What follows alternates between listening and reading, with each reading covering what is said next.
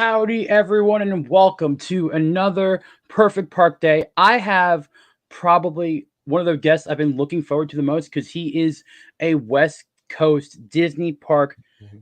wealth of knowledge. Let's bring him on. Some of you might know him, some of you do because I see a theme park casual in here. Let's bring on OG 55 himself, OrangeGrove 55. Thank you for agreeing to be on here and talk parks with me. Thank you for having me, Rogue. It is an absolute pleasure. Thank you so much, brother. It's gonna be fun talking parks, talking our perfect park day. Thank you so much for having me. Appreciate it. So, for new people, let's break through how this works. This is bound by no laws of physics, time, or space. We are looking at what would be imaginary. Bring your figment into this and make our perfect park day. So, first of all, explain to everyone what you do, Orange Grove 55, and let everyone know who you are. All right. Well, thank you again. Thank you again for having me on. Basically, what I do is I started a YouTube channel back in 2016. I've been a lifelong Disney fan, been into like the movies, the animation, the theme parks.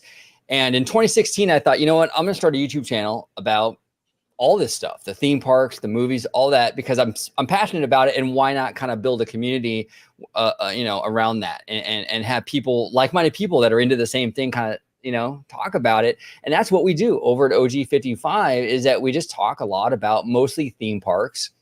Like Rogue said, a lot of West Coast, Disneyland Resort, but we also dip into Florida. We get into like the MCU and Star Wars a little bit as well. And just a real honest kind of fireside chat about these things that we all love. And we complain, we praise, we deep dive. Just a good time. It's an absolute good time. So check me out. I'm on YouTube, Orange Grove 55. Links are in the description, Twitter also, everything. So go give the guy a sub and follow. Great content, very analytical, and I love the deep dives. Can't say enough praises about OG55. I do want to acknowledge the chat a little bit before we get started on our perfect park day. I see you in here, Sarah. How are you doing? I know it's a little later early over in the UK. I'm an East Coast supremacist in time zone, so I don't think about anyone else. And of course, theme park casual. How you doing? And we have Robert Wiles again. Hello, Robert. I know it's a little bit. I know there's a lot going on today. And Joker Voice. Eventually, you will give Zort a treat. At some point, you will. I'm just gonna say it now. Oh, it's 8 p.m. over there. Okay, so perfect time for you. It's nice to like before bed watch. Okay, cool. All right. Oh, and Ashton, what's up? Ashton! How you doing, Ashton? I'm glad you're okay. I saw the little Instagram story about your Lyft or Uber mishap. I'm glad everything went okay. So let's get going. And we'll start with the first of the pillars as usual, which is dining. And I gotta ask, you got that like West Coast awesome quick services over in California. And I am jealous of that. What would be like your perfect park meal? Like what is that you crave every time you walk in to any park?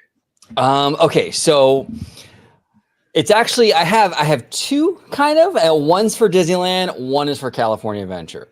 Disneyland, my favorite is actually, it's pretty easy. You go down Main Street and there's a corn dog truck like right down the end of Main Street. The corn dogs at this little truck are amazing, man. These corn dogs are incredible. Absolutely love them.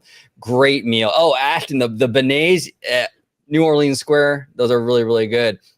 But yeah, my tops though I think would be those corn dogs over on Main Street. For California Adventure, I have a family member who is a Club 33 member. So I've been into Club 33 and then like the sister restaurant over at DCA. I actually like the sister restaurant more than Club 33. It's located in the Carthay Circle and it's called 1901. It's like an homage to Walt Disney's birth year. And in that little lounge, they have food, drinks, everything.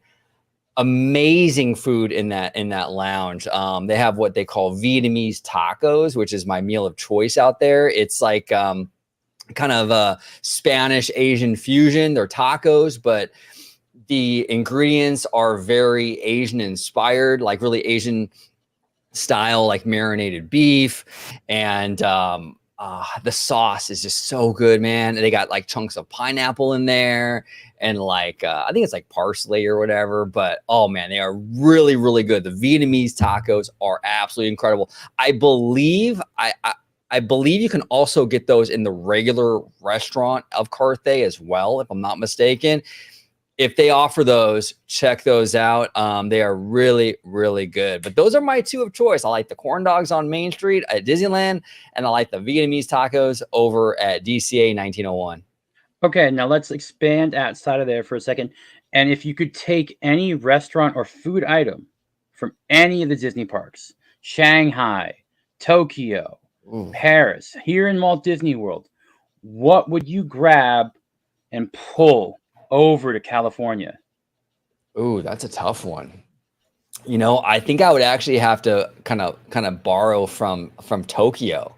I think Tokyo has some of the more interesting kind of food options out there, and like they're really culturally correct out there in Japan, right? Like a lot of the drunk 3PO. Japan has. Hi, hey Jay. What's up, Jay? No, I would grab from Tokyo, man. They got some really interesting stuff over there. Like I don't know if you've seen them like on Twitter and stuff, but they got like those little jelly. They look like the aliens from Toy Story, and they're like these little jelly things. I want to try some of that stuff, man. Like the Japanese Disney food. That's what I want to try. See, that's the only other park I've been to besides Disney World is Tokyo Disney. So that is Really? my only. I haven't been to Disneyland. I haven't been to Paris. So like Tokyo Disney is the only one other one I've been to. Which everyone's like, oh, you didn't go to Disneyland first? I'm like, if I'm getting in a plane and flying, I am just flying straight to Tokyo. I'm not stopping it. I'm just going over there. You made the right call, man. You made the right call. I mean, I agree with Ashton. The different flavored Dole Whips are amazing. Having options for like coconut and lime. They do up every flavor over here, which is a nice touch. Now, you guys even have, if I'm not mistaken, you guys even have like, you guys have a bunch of flavors, but then you also have like alcoholic versions, I believe, of the Dole Whips as well. Yeah, you get Dole Whip with a rum floater and stuff like that. So it's cool. we get a little bit more fun here, a little bit. But trust me, I want the food from Disneyland. I do. Yeah, we got some good stuff out. We got some good stuff out here. It's not too shabby. I will make an announcement if you're in the area, November 1st.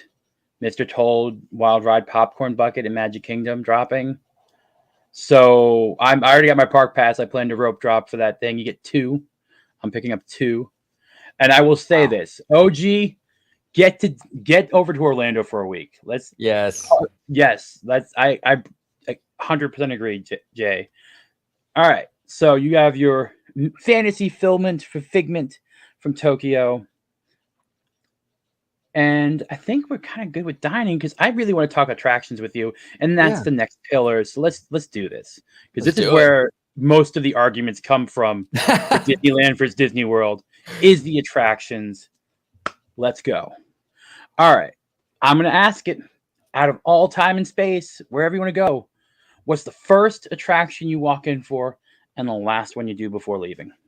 Interesting. Okay, so I absolutely love the Indiana Jones adventure at Disneyland. And this attraction is really great because the cool thing about this ride is that it has a kind of a foot in the past and a foot in the future, if that makes sense. Or it's like it's kind of very reminiscent of like the Walt era stuff, like haunted, pirates, and that kind of those kind of attractions, right? But it has like a modern kind of feel and freshness to it beyond pirates, right?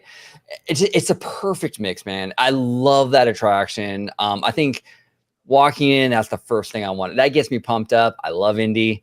Right now, it's kind of in a little bit of rough shape, but I'm sure they'll get it fixed up. But that's an incredible attraction, and that would be my go-to. I think walking into the park would be Indiana Jones. All right, and you got your whole day done. You're exhausted. Your feet are blistered. What's that last thing you hit before going off to bed? What's that last attraction? So by the time the day ends, I'm probably pretty tired and walking around all day. I'm gonna do Tiki Room. I'm gonna do Enchanted Tiki Room. Oh, okay. That's a good call. You might end up taking a nap. A good call. Right. And so I'll ask this: since you're the California guy, what's the attraction that you would pull from any other park to bring to Cali? To bring to Cali, I would pull Mystic Manor from Hong Kong Disneyland. Mystic Manor, bring it to Cali. They can tweak the theme a little bit. Maybe they can do like an Encanto, the magical house or something. I mean, whatever they have to do. Vast Sky. By the way, everybody, Vast Sky is a collaborator on my channel. He is my producer. He is phenomenal. I love you. I love you, brother. Thank you for Thanks showing for support, stopping Vash. in, man. But And JT, nice to meet you. But yeah, I mean, I would do Mystic Manor or some version of that in Cali. I think that'd be really, really awesome. I think that ride looks absolutely incredible. Ashton is saying, "Bring back the country bears." Yes. Yes, that's a. I'm so happy that's still here. That's a favorite for me for a kid, and as an adult, you can appreciate a lot more of the songs afterwards that you missed and didn't understand when you were 5. Yeah, they got rid of our country bears a long time ago, like I think in 2000, and it became the Winnie the Pooh ride, which isn't that great, but I miss country bears a whole lot, man. I think personally, I picked Shanghai's Pirates. I think that I would replace our Pirates in Magic Kingdom with Shanghai's version. That is just such an amazing ride from what I've seen. It looks incredible, man. Like that whole scene, right? Where like the boat seems like it's lifting, like you're underwater, and then it lifts up, and then you end up on the top and you're floating, and it's all screens and everything. But I love, yeah, that looks really cool. The way they do it with the physical sets, the physicality, the screens. It's a good mix of both. I like that. I like that tech. It's pretty awesome. I'm pretty sure Jay wants Winnie the Pooh. I'm pretty sure he does. That's the closest thing to him being in an attraction. I don't want it. All right. So we have your first and last attraction going in. You have your dream attraction. This is going to be a little different because you are a theme park person. The last people I have had on weren't really theme park people. What's the longest wait you'll do for your favorite attraction?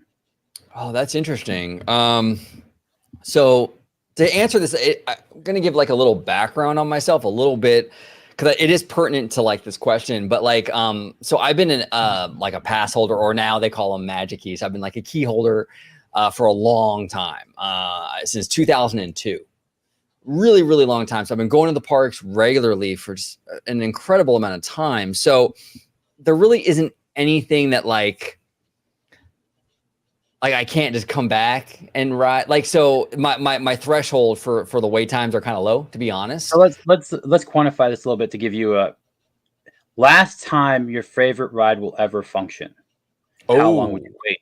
Oh, that's interesting. Last time my favorite ride will function. What's the last ride? I would wait. Oh man, that's tough. That's tough. Probably like 3 hours. I mean, if it's my favorite ride and it's the last time I'm ever going to go on it, yeah, man, I'll wait. I'll stick it out. I'll stick it out. All right, and this is since we're talking attraction and you cover Disneyland so well, I want to get a little bit probe your minds a little bit on Splash's overlay and how you think it'll finally end up coming out. So the Splash Mountain overlay is kind of interesting. I think for Disneyland, it's not necessarily a bad idea in terms of the IP because for those of you that at home that aren't aware, our Splash Mountain kind of sits in between two lands, right? It's technically in Critter Country, but it borders New Orleans Square. So the IP that they chose, Princess and the Frog, isn't really necessarily a bad IP for that spot because it kind of plays to both lands. Obviously, Princess and the Frog plays to the New Orleans side of the attraction. And it also plays to the Critter Country side with the animals, the alligators, the frogs, and all that. So I think theme-wise, if you're going to re-theme Splash, yeah, this is the IP that you're going to want to go with. The issue that I have with the re-theme, though, is that it's not coming from a place of creativity. Like that like creativity wasn't like the foundation. It wasn't like an Imagineer woke up and went like, oh man, I got a great idea for Splash. It was like, okay, this IP, Song of the South, is problematic. Go to the drawing board and figure a way to replace it, right? So you're already starting from kind of shaky ground. It's not really from a place of creativity. So that's my issue with it. And from what I've seen so far, not super impressed with like the mist and all that. I feel like they kind of focus a little too much on, I don't know, like kind of like the wrong things. Like they're so worried about like the authenticity of New Orleans, but they're kind of losing the point of like this attraction. When people go on these attractions, like a Princess and the Frog ride, they want to experience stuff that they saw in the movie. And this attraction will not have a lot of the stuff that we know and love from the movie. Dr. Facilier, all that won't be in this. The songs, from what I understand, will be all new songs. So that worries me, Rogue. I mean, to be quite honest with you, that worries me because I think people are going in there with that expectation. I've talked about this on my channel where people are going in there thinking, oh, I'm going to hear this song and that song and these characters are going to be there. And there's a good chance a lot of that stuff that you love from that movie will not be in there because this takes place technically in the timeline after that movie. So I have concerns. I have major concerns about it. I think that it is it's something that I think they can overcome if done right, though. Like I'm not completely what's the word for it? Like I haven't given up on it. Like, I mean, this has potential. It absolutely does. I have concerns and I'm seeing some red flags, if that makes sense. Yeah. And here's the thing. I think Splash was lightning in a bottle when it happened because you had an IP that most people at the time had very little awareness of. But the music, you had this iconic music with it that was so catchy. And animal characters work. They're cute. It's a storyline. You have a good storyline contained. Right. If you're doing the same thing you did with Galaxy's Edge, where you're basically making something that is devoid from the knowledge base of the fandom of that movie, without the songs they love, theoretically, it should just be like PhilharMagic, where you're having the key moments from the movie. Like, I don't understand. Oh, we're going to make a spiritual sequel as a ride. Doesn't play up well. And as you said, it doesn't work over here. In Magic Kingdom, it makes no sense in that location. And because you guys, it's right in the middle of Frontierland, right?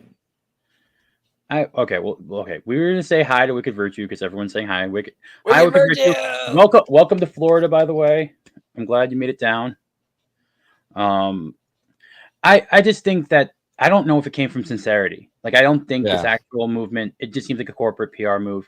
And I think Disney fans, park fans, will tell that. Because you could tell with Frozen and Maelstrom, people were upset about it for a little bit. But when they saw the care that was put into the ride, people accepted, right?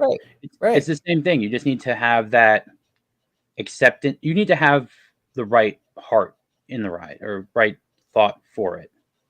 Right, exactly. And I feel like they're trying to, like, I was watching D23 Expo, right? And it's like they come up with this whole backstory about the salt mine, and like Tiana's trying to find like an ingredient, and the whole salt mine storyline is to explain away the hill, because that's the like underground hill and everything like that. Yeah. Right. And I'm like, Imagineering, you're doing too much, right? The normies, the general public, they're not gonna care why there's a hill in Louisiana. Like, that doesn't really matter. They should really focus on just bringing what people know and love from the movie into the attraction. Yes, the giant hill will be a contradiction, kind of an issue, but most people won't pick up on that. You're better off leaving that alone and just sort of just focusing on having this be a true Princess and the Frog attraction.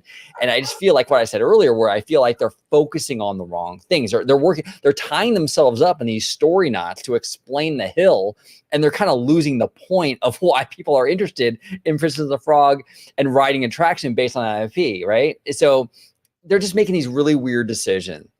We'll see how it turns out, though. But yeah, I am a little worried. And I've always thought this: if you're going to bring Princess and the Frog in, why not bring Princess and the Frog out of Louisiana, at least for over here, and bring Right. him to Georgia and have them meet a new character? You could bring in Right. a park mascot in there, make a new character. It doesn't have to be a rabbit, bear, or fox or whatever, but you could make a character that Tiana meets in a southern story that isn't Louisiana and have the hell make sense. There Like you you could go. do that over here and create a new park icon similar to Figment. It would Right. work. It would work absolutely. That's why I'm saying. I think Imagineering, they overthink this stuff sometimes. It's like they're Vash, but yeah, they overthink it too much, you know. And I think that it's not that complicated. But I think there's a lot of things going on here too. There's kind of directives from corporate, what they want to see, you know, and this whole thing. So it complicates the whole situation quite a bit.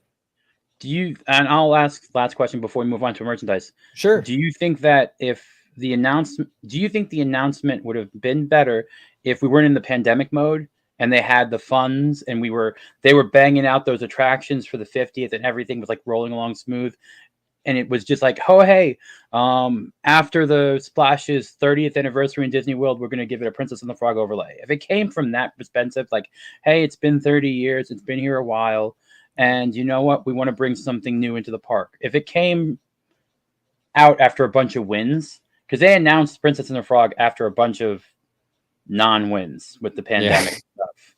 Like, Right. I think that would have been a more uniformly okay in the park experience. Yeah, I think it would have been better. I think any kind of like in terms of optics, I think if it felt more like this was this is based in creativity. This is like, we feel like we can do better, right? So we have this great idea. This is what we want to do with this space, with this attraction. But instead, they announced it summer of 2020, right? We all know what happened summer of 2020. And so it was like, it was just a total PR move. It was like, oh man, we don't want to look, you know, racist or whatever. So we're going to go ahead and we're going to announce this retheme of Splash Mountain. And really, I don't think they had much of a plan when they announced it. It was like, kind of announce it and we'll figure it out later, you know? And it was kind of thrown together. And I think that when you start a project on shaky ground, it's like building a house. If you build a house and you kind of cut corners on the foundation, the house itself will suffer, right? And I think that's kind of what we're seeing here with the Tiana attraction, is that it's being built on a shaky foundation. It's not being built from a good foundation where it's a solid idea, it's creative, it's that and the other. It's based on these social political kind of reasons, and it's a bad jump start. But you know, to be optimistic though, it doesn't necessarily mean this thing is going to be bad. They just have to kind of work it, and they got to put some money into it and make it you know, worthwhile. I also agree 100% with what Jay is saying here. Tom Sawyer Island becoming a Tiana restaurant and all that, that would have made so much sense. You could have taken that entire area next to across from Country Bear, where Tom Sawyer Island is, and the boat goes around, and make that entirely themed to Princess and the Frog. They have a kitchen already on there that does Auntie Anne's fried chicken. It's seasonally open, but that is like, that entire thing should have just been taken over as Princess the Frog and not be Tom Sawyer, and have kids play area, the restaurant, and you could have done that whole thing up and probably be more authentic to the experience, because it would have been based around, I 100% agree, Jay, with exactly what you're saying. That makes so much more sense than what they're doing. And it would have been cheaper too. Oh yeah, it would have been beautiful. And you guys have the riverboat and everything too, right? So you would have had that kind of in the backdrop with the restaurant going around. I mean, that would have been beautiful, absolutely gorgeous. I mean, I don't get it. Yeah, that would have made so much. All of that makes so much more sense and is cheaper to do than what they're doing. Exactly. But see, that's the thing, Rogue, and that's what I was kind of saying too. Is like, if Imagineering was going into this going like, we really want to build a Tiana ride, they would explore options like that, right? But because it's coming from a place of like, well, Splash Mountain is problematic, then we have to shoehorn it into that. right? And that's the problem. And to be honest with you, the fans of the movie, like, if you're a fan of that movie, like, you should be mad. Like, you would want your movie to be represented better, right? Like you would want the best version of this attraction you can get. And a lot of people kind of blow it off like, oh, you're just hating. No, we're not hating. It's just that, like, it could have been done better. There's other options, and instead we're kind of getting like a shoehorn, and that doesn't really, that's not what's best for the fans of the movie. It's not what's best for the group of people that Disney is claiming to represent. Overall, it just doesn't work as well. It's the same thing like Marvel does in the comics with going from Thor Odin's son to Jane Foster being Thor, or Cap to Sam Wilson being Cap. It's not authentic in nature all the time. And I think that Disney needs to understand that, one, nostalgia is what built Disney's brand. Even in the beginning, everything was based around nostalgia, and I love when they add new things, and I've loved a lot of things they do, but when you take away something because of current trends, you're not looking far enough ahead. Right. You need to, whatever change, it has to be a timeless change. It can't be something that someone's gonna be like, oh, well, they did this because of political pressure at the time.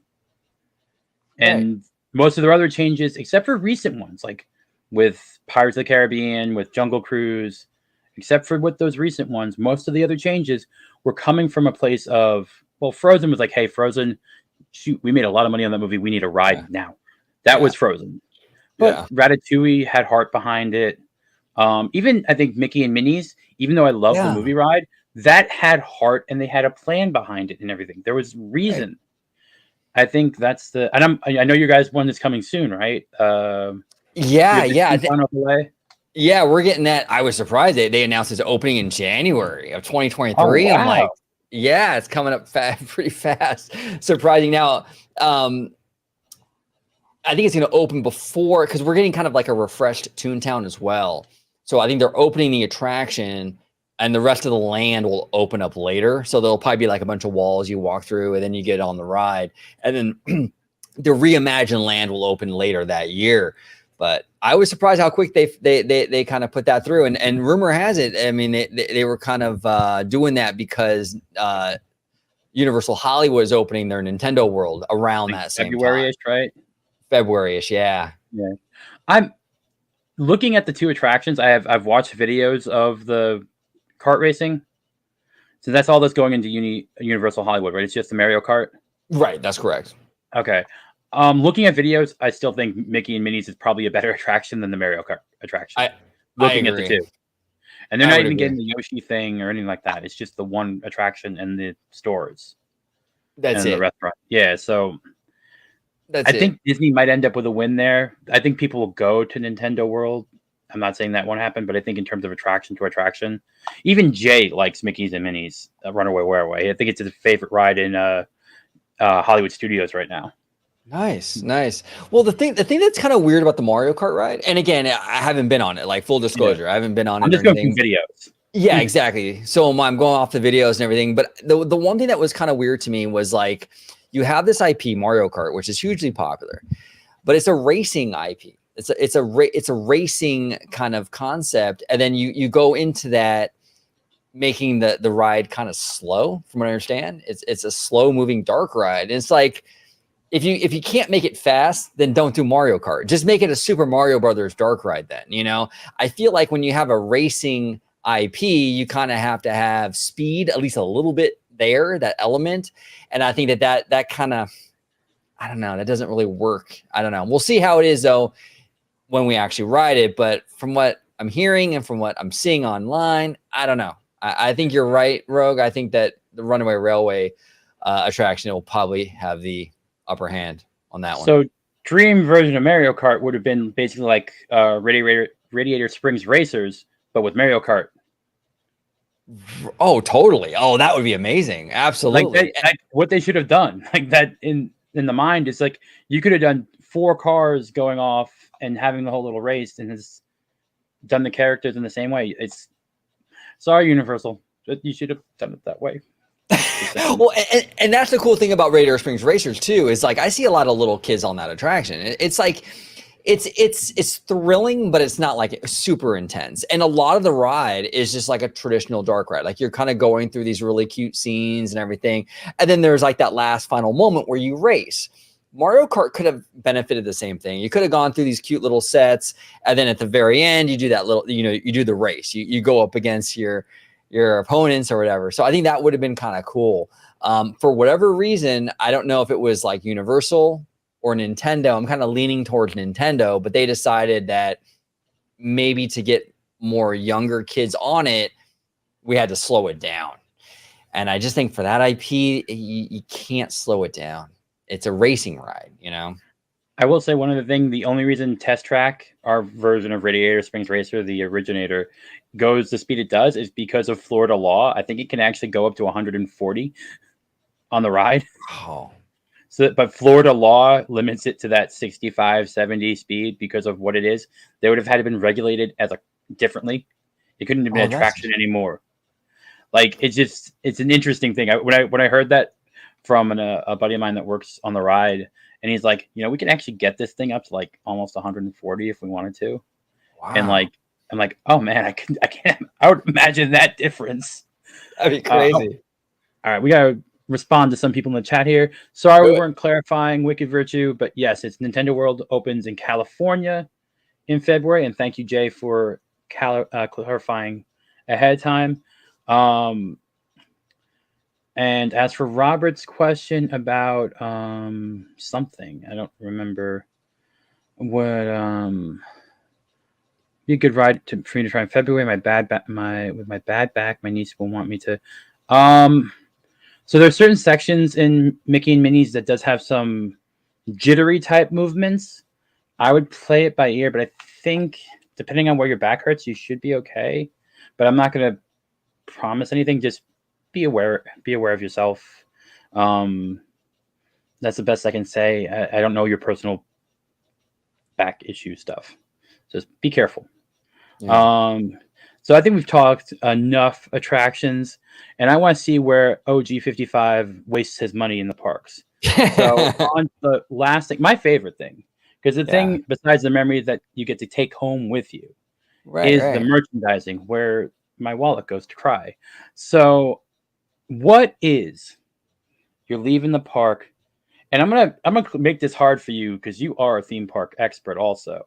You're leaving the park and you don't get to go back again.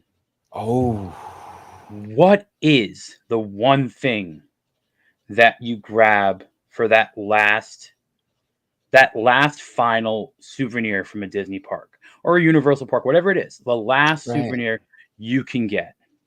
That's interesting. So it's basically my final item of merch. I can't go back. The last thing. That's tough, man. Because like you don't want to get like in a situation like that, right? Like I don't want to get anything that's gonna like deteriorate over time because I want to keep this thing. It's my final thing, right? So I don't want to get like a t-shirt because like t-shirts wear out, whatever. Man, that's rough. I would probably, and this is gonna sound really corny probably, but I do collect pins. I don't do the whole pin trading thing, but I do collect them. I put them in a little shadow box. I would probably, in a case like that, I would probably try to find a pin that was really representative of like that particular last day.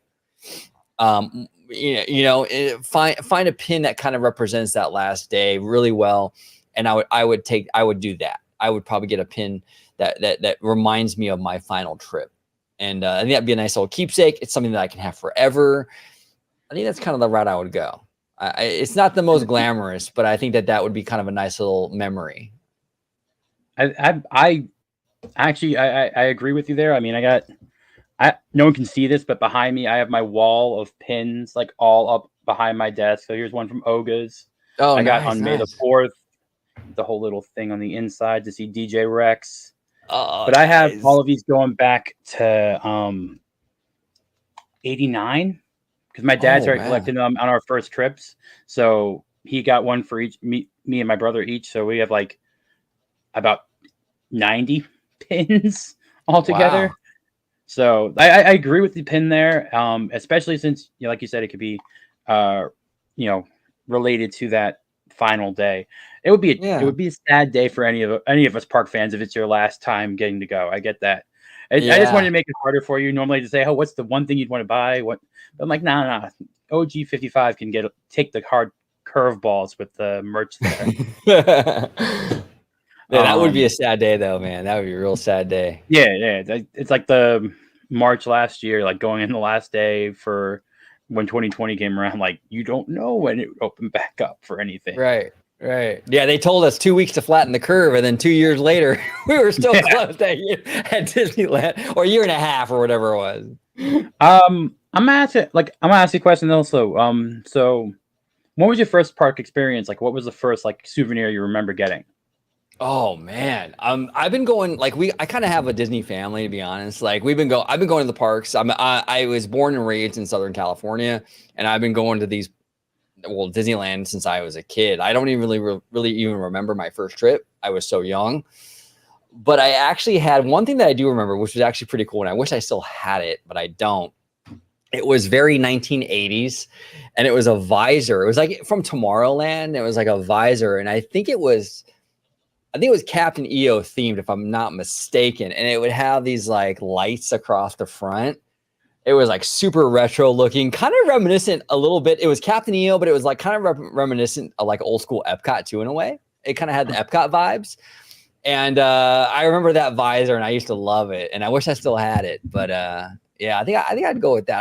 I was young. I was probably like maybe 7 years old or something with that. But yeah. Probably that I think visor. I'm sad I lost mine, but you know when they used to actually have the wood and iron, like the wood and metal muskets and stuff like that inside of Frontierland and Adventureland. So I had Yes. a blunderbuss from Pirates of the Caribbean. I think it was like 95 when I got it. So I probably would have been around 6 or 7.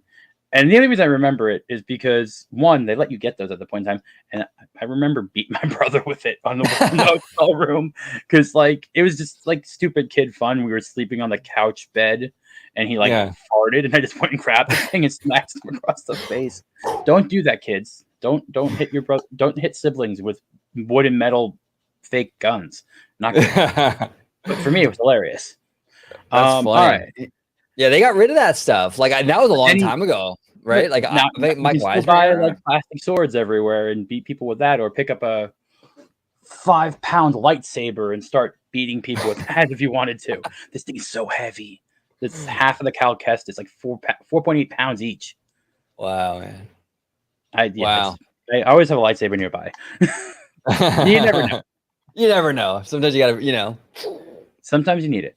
And all right, let's go on to entertainment because I love the shows. I don't know who else does, and I'm counting Carousel of Progress and all that stuff in terms of shows. Okay. So, park entertainment, simple one. Character you die to get a photo with, and what's your favorite show? Okay, so I'm gonna start off with favorite show. I think World of Color, actually, at California Adventure. I really love this concept that I think it was actually really kind of brilliant. And what they did with World of Color was they took the old TV show, the Walt Disney era TV show, The Wonderful World of Color, and they turned that into a fountain show. And it really does work beautifully. I think as a fountain show, you never would think that. It's kind of a weird thing, but it does work beautifully. I just fell in love with that show. I love the homage to the old Walt stuff. I think it gives me goosebumps every single time. It's visually gorgeous, absolutely gorgeous. The music, everything about it. I would go World of Color. I'm in love with that show. Absolutely.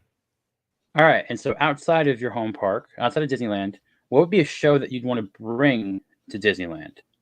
Oh, interesting. A show I'd like to bring to Disneyland. Interesting. It's weird because we don't have the Epcot ball, right? But like if we could figure it out, right? If we can make like Westcott Center out here in California or something and have that big ball, that new Spaceship Earth LED light show that you guys have, The Beacons of Magic. Oh, Oh man, that thing oh is so awesome. dude, I would love that. I mean, I'm watching this show like on YouTube, and I'm getting goosebumps watching it on YouTube. I couldn't even imagine what that would be like in person. I would love to have something like that out here. Absolutely. Seeing on the 40th for Epcot when they did the classic music, the entryway songs, and they had the light show, and you heard Dreamfinder again, and you heard all that stuff. It was what the 50th fireworks for Magic Kingdom should have been Right. with Epcot. Like they learned their lesson and they gave the nostalgia. Actually, that entire day was awesome. They were playing classic music everywhere. It was even Spaceship Earth rotated in the original version of the song, "The Tomorrow's Child," from back in the early '90s. Oh So like man. even then they were like, I'm like, what? First of all, gotta do that more often, man. We are all old fans here. We throw us a bone every once in a while and play something Yeah. like classic on the loop. But all Oh, right, that's beautiful, man. That's beautiful. And Epcot's really special, you know. Epcot is very much like Florida's version of Disneyland. It's like kind of like Walt's baby, right? yeah. And it's something about that park. I first time at Walt Disney World, I'm probably gonna end up being a total Epcot fanboy. I can just tell Honestly, already. if you're local and if you're a Disney World person, like Magic Kingdom is not your favorite park. None. I don't think Yeah. any of us have Magic Kingdom as our favorite parks. I know. I think Jay loves Animal Kingdom. I'm torn between Hollywood Studios and Epcot, mainly because I have so many fond memories of when Star Tours opened up because I was there for that. So I Wow, have like wow. pictures with the Ewoks. I had they had so many characters out. I think there's somewhere a picture with me and George Lucas. Like as a What? little kid, yeah, I have to find it. My mom probably has she has every photo ever of all of us. So I'm gonna have to find that. But that was such a like that's ingrained. I just like that is a keystone memory for me that will never leave of that day in Hollywood Studios. So I no matter what they do, I still like that park. That's awesome. That's awesome. Well, they're working on that park and they're improving it. You know, Hollywood Studios. They got Galaxy's Edge now, Toy Story Land. Um, they're improving it. They're working on Mickey Minnie Runaway Railway. So I'm gonna say this right now. As much as I love the Indiana Jones stunt show, and the fact that I was in it once, that's awesome. You get to be the extra, like they'll bring in cast members. They don't do it anymore. It's done. Pandemic ruined that. But oh they used to man. call on like 12 people to be like background screamers, like ah. Oh, that's cool. That's I got to awesome. do it right before the end of the pandemic. Like right before That's the awesome. pandemic, like in January. I'm like, first time in 30 years I got to do that. I would be the little Wow. kid we man, like I want to be and like I know liability and stuff like that. But they should just take that and make it a water ride. I want an Indiana Jones raft ride from Temple of Doom. Just do that. Oh, that'd be cool, man. That'd be cool. Or like some sort of mine train. Like I know Universal is doing that Donkey Kong thing over at Yeah, that Epic looks so Universe. good. Oh, that looks so dope, dude. How it like it's gonna supposedly like it looks like it's gonna skip the track and all Yeah. that. I would love to see Disney get really ambitious with something like that with Indiana Jones, right? You can do like a Temple of Doom kind of style thing with that. Put that in Florida. I think it'd be pretty incredible. I'm just glad they started doing stuff like this. Oh, that's cool. Oh man, The, that's nice. the headpiece from Raw and all that stuff. I'm glad look, Disney just give us nerdy collectible stuff and we'll be happy. Yeah, Um exactly. I don't need popcorn buckets. I don't need weird things. Just give me weird nerdy stuff. I'm waiting for a Tron Light disc for when Tron opens, please. This is just Nice. if someone from Disney's watching. Hey, bro, I gotta ask you, have you ever done a video on like on your on your collection, on your collectibles? Not yet. This is only one room of them. It looks like you have some pretty cool stuff, man. I would be Yeah, I got very Iron interested. Man. I have the idol back there. I have um about 20 different lightsabers somewhere, and almost all the relics from Guardians. So What? I have the That's cool. ether, the time stone. Like I spent too much money when Guardians opened. Okay, spent way too much money. But it's right over here. This is probably one. I like this thing. I don't care. It's Oh, that's cool. the scepter from Loki. It's got the Mind Stone in it. You can actually put any of the stones in there, and it'll make different sounds. So I kind of like the fact that they did that way, so you can do anything anywhere. Yeah. Oh, that's dope. So this is their version of the lightsabers for Epcot. But actually, I was surprised now this all this stuff is online on Shop Disney. You can now get any of those, and your spider bots from California are They're on online. Disney? Yeah, I'm like, okay, that's a telling sign that Disney's desperate Yeah, because they that have is. never put park stuff on separate parks. I'm I've never telling you. seen that before. Well, I've been seeing a lot of like, okay, we have a store, right? It's called the Adventureland Bazaar. It's in Adventureland, obviously, Yeah, but they've been selling a lot of Animal Kingdom stuff. And I'm like, what? Like you can buy like Animal Kingdom hoodies. It's kind of we have weird. Yeah. we have Disneyland Main Street Electrical Parade merch in Magic Kingdom. What? That's crazy, man. That's crazy. They have like So extra stuff back, like inventory, and they're like, just okay, we'll try the other market, see if they buy it. well, but Basically, the right? Shop Disney stuff I understand, especially since people may not be able to get there. I mean, when they started putting the Galaxy's Edge stuff during the pandemic on Shop Disney, like the lightsabers, the tunics, the robes, and everything like that, that's a good move because guess what? You want to have that before you get there. You don't Right, want to right, buy the robe. Like, you want to walk into Galaxy's Edge and be already kitted out if you want it to be. right. Like, Yeah, no. it doesn't make sense that they didn't have that ahead of time. But yeah, that was the shock. That was when I knew that Disney was worried with like, oh wait, I can buy the Anaheim Spider Bot. Oh, cool. And it's also like That's $30 interesting. cheaper than the droids. What? Oh my gosh, that's crazy. That's wild. And That's I do have wild. to agree with Jay. It's so bad that they refuse to do any of the new Star Wars characters over here. And like, oh, you can pay $5,000 for the hotel or $6,000 for the hotel and see Ray and Raylo or whatever. Um, I Yeah. would not be embarrassed to say that I am not a fan of the sequel trilogy at all. I do like Rogue One. I do like Rogue One, and I might be the only person enjoying Andor right now. I actually don't think it's a bad show. Oh yeah, no, I've been Um, liking it too. It's actually one of the more God, it's probably like the most like adult driven Star Wars content we've ever it, seen, actually. yeah, I'm it's tense in a different way. Like you're getting Yeah. basically like Star Wars Narco or something like that. Like Right. I'm just saying, like, so that's a side tangent. Sorry, I just watched a recent episode of Disney lately. It's in my head. But and character that you die to get a picture with. Like, what character? Oh. Any character in Disney that you wish had a meet and greet? Oh man, that's interesting. Any character I wish had a meet and greet. Um, okay, so he's not my favorite character in general, but I think that I like how he looks, and I think it would make for a pretty dope picture. Would be like General Grievous. I think that would be really really cool. Like in Galaxy's Edge, if you had like a General Grievous walking around, I would love to have a picture with him. That see, you took it differently than I thought you would. I thought you'd be like, some classic animated character, but going Grievous, I 100% agree. I could see that because I could see them being able to do something, especially now that they have the Hulk thing, which I still think is underbaked with the whole Hulk. They should have worked on a better face situation instead of just putting him in the helmet. But that's just me. Yeah.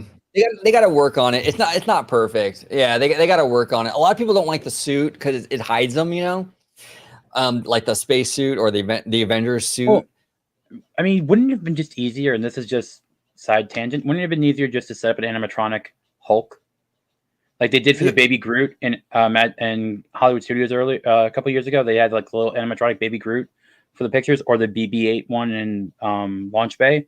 Like, couldn't they have just made, because he doesn't move from that area much? He just stays in that one location, right? right. No, he's cordoned off. He only has like a few feet to kind of move, and he So they doesn't could have really. taken time to make an animatronic that they could have just put there and then had someone control it for the photo op, and it would have looked 100 times better and gotten the same. Because then you could have had him shirtless. You could have had like little things to have Yeah, the muscles ripple and stuff like that. that'd be Like that would cool. have been. They did the Spider-Man bot swinging. You could have done the same thing with the Hulk. Right, right, right. Yeah, that would have been cool. That would have been cool.